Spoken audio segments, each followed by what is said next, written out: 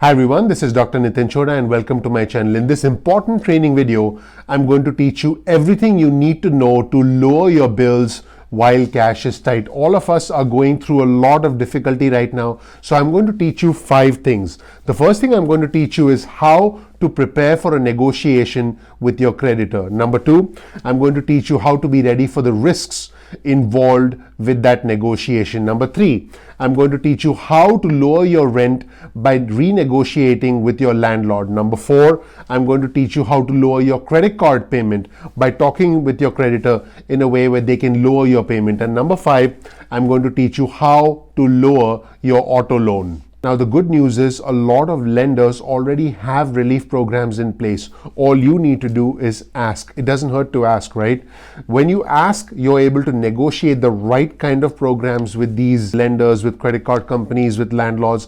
And I'll teach you everything you need to know in order to be able to get the best payment terms without late fees, without impacting your credit, without any kind of finance charges. So before I begin, if you're already a subscriber to our channel, if you're already a member of our community, thank you so much. If you're not a subscriber yet, please consider subscribing. Please click the subscribe button below with notifications turned on so that you can get an instant update when I release future updates. And please, if you appreciate the video, please consider clicking like because that really helps the YouTube algorithm. So with that being said, let's go ahead and get started. And now let's talk about how you can set up the negotiations to work in your favor. So before you call a lender, before you call a credit card company, a borrower, make sure that you're very well prepared. Make sure you review your statements, how much money you owe, what interest rate you're paying, what finance charges may be in place. If you're working with a landlord, what kind of late fee might get triggered if you, let's say, pay your rent after the 15th of each month. You need to be prepared. Because when you're prepared, you can be specific with what you're asking for. One of the biggest mistakes I see people making in negotiations is simply not being prepared, simply going in there and hoping that something happens, getting frustrated if you have to stay on the phone for a long time, or even getting angry with a customer service rep on the phone. That is not going to help you. You need to be logical, you need to be calm, and you need to be very clear about the outcome that you want. And here's an important negotiation tip. Never ever accept the first thing that's offered to you. Always ask for something better, because in any negotiation, remember, you are on one side and the other party is on the other side. So you're not going to expect the other party to meet you right from the beginning. That's simply not going to happen. That's not the definition of a negotiation is that two parties meet at a point that works well for them. You can't just expect the other person to give you what you want and then get frustrated if they don't give it to you. So I'll give you a couple of important negotiation strategies that have allowed me to get the best deals when I'm buying real estate, that have allowed me to get the best deals when I buy businesses. Because I am a real estate investor, I'm an angel investor, I invest in a lot of businesses. So strategy number 1 is, whenever you're negotiating, the person who makes the first offer is usually at the weaker end of the equation. So again, remember that the person who makes the offer is always essentially on the defense, on the weaker side. So always when you're on the phone with someone, when you're trying to negotiate, ask them what is their best offer. Tell them, what can you offer me? If they say, hey, what do you want?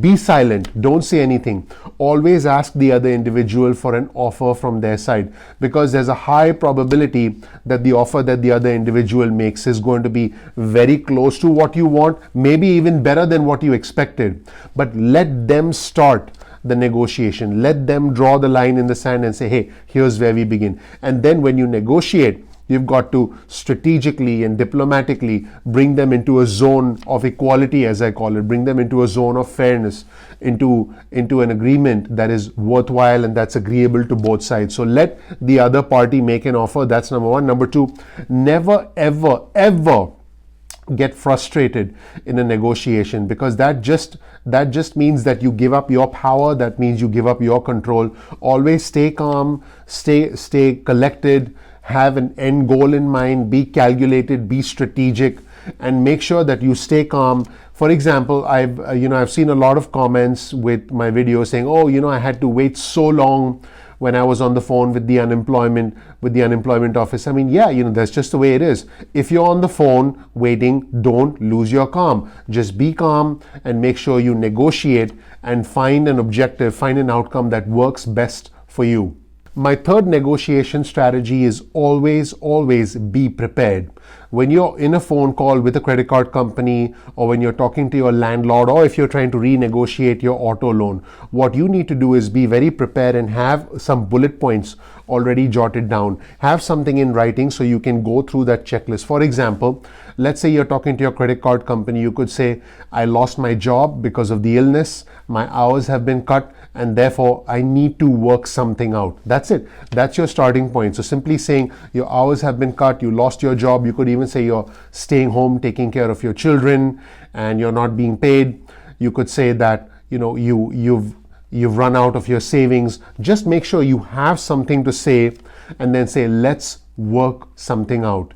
That is essentially a way to get the ball rolling, to open the discussion, to get the other party, to get the other individual, preferably a supervisor, preferably a decision maker, to give you an offer to help work something out with you. Remember, when you are in a negotiation with your credit card company, with the auto loan company, or even with your landlord, the party at the other end wants to get some money from you because you owe them money. So you actually have a little bit more power, a little bit more leverage than you realize. You're not weak in this situation. You're strong. All you have to do is have confidence in yourself and negotiate properly and fairly. Now remember, when you say let's work something out, the individual at the other end of the line is going to come up with some sort of an offer. When you say let's work something out, I want you to stay silent. I'm going to repeat that. I want you to stay silent, because now you have to wait for them to come to you and make an offer. Now, when they do make an offer, and this again is negotiation 101, please don't just say yes to that offer. Say, you know what, I want to see if you can do better, or do you have something better for me? And if you can get something better, that's great. If not, say, hey, do you mind if I speak with a supervisor, or do you mind if I speak with another associate who can help me? There's no harm in doing this, because sometimes we end up with individuals on the phone, customer support representatives, who are not helpful. And that's okay. If that happens, all you do is hang up and try again, or ask to speak with someone else. So again, be strategic about asking someone to make you an offer. When they make an offer, don't just jump at it.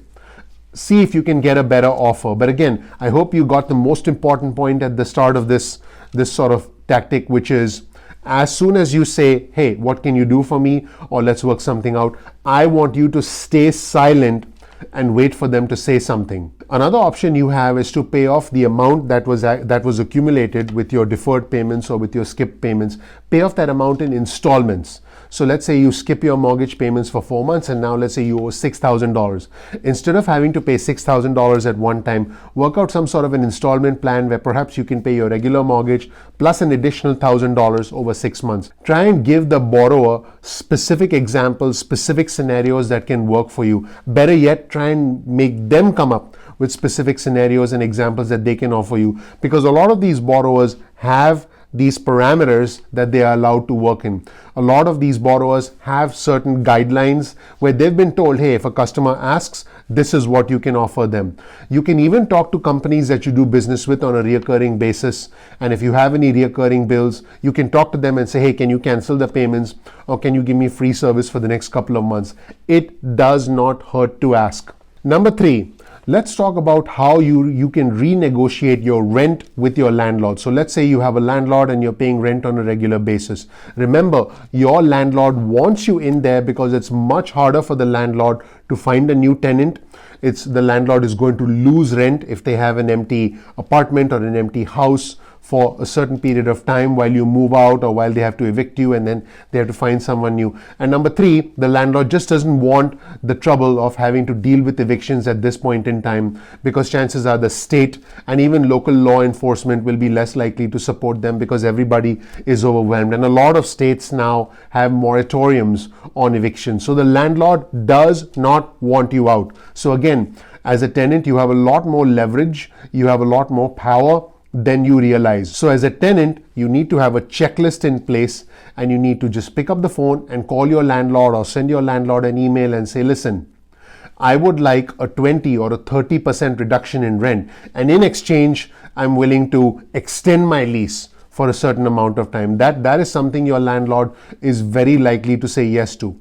If your landlord says no to something like this, offer something else. Say something like, look, maybe I can skip rent for this month, but then the month that I skipped, I can pay that rent in 3 installments over the following 4 months. When I pay rent the next month, I'll pay my regular rent, and then over the following 4 months, I'll catch up on the rent that I missed this month. Just be flexible. Or you could say, hey, I'll pay 50% of my rent this month, and next month I'll pay 50% of my rent as well, and then the following month I'll pay my full rent, which is month 3, and then I'll catch up with what I owe you over the following 2 months. Work out something with your landlord, because again, your landlord does not want an empty house, an empty apartment, and they do not want to deal with evictions. They do not want to deal with trying to find a new tenant.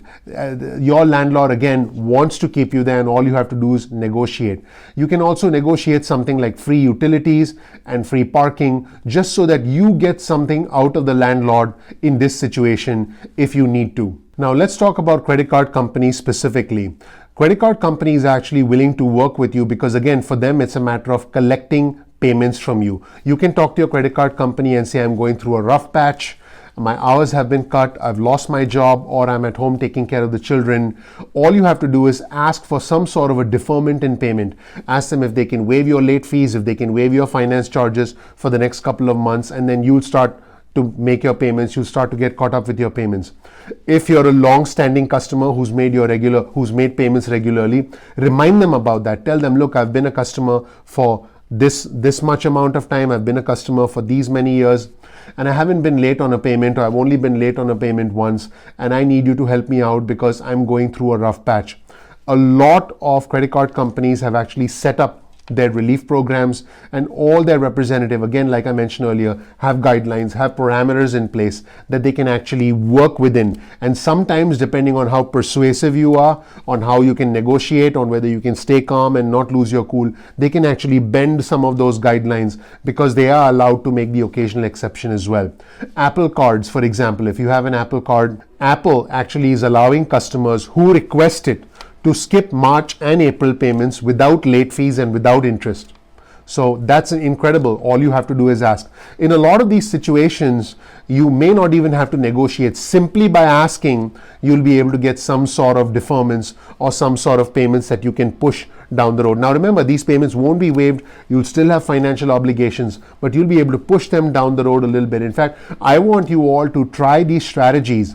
I want my subscribers to try these strategies and post in the comment section below and let us know how you did, because this way you'll be able to encourage other members in the community to do the same things and get financial relief themselves. And also, by the way, if you're getting value out of this video, please click the like button, please click the subscribe button, and please enable notifications so you get an instant update as I release more trainings like this. Now keep in mind, when you're talking to credit card companies, if there is a lender approved payment modification, I'm going to repeat that, a lender approved payment modification. In other words, the lender says, okay, we approve this.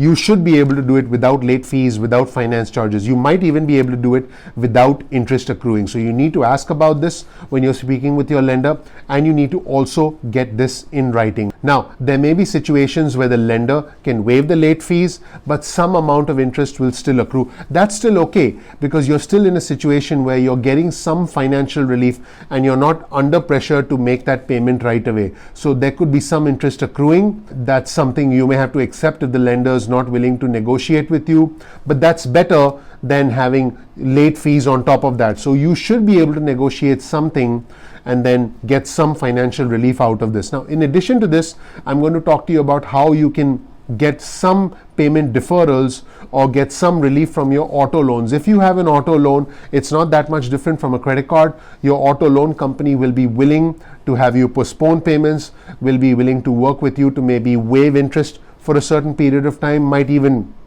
postpone those payments to the end of your loan, maybe give you a bit of a break in terms of letting you pay it off in installments. Just ask. Again, you don't know until you ask, and you want to ask and wait for them to make you an offer, and at that point you can decide whether it works for you or not. If it does, go ahead and say yes. If it doesn't, ask for a better offer or ask to speak with a supervisor.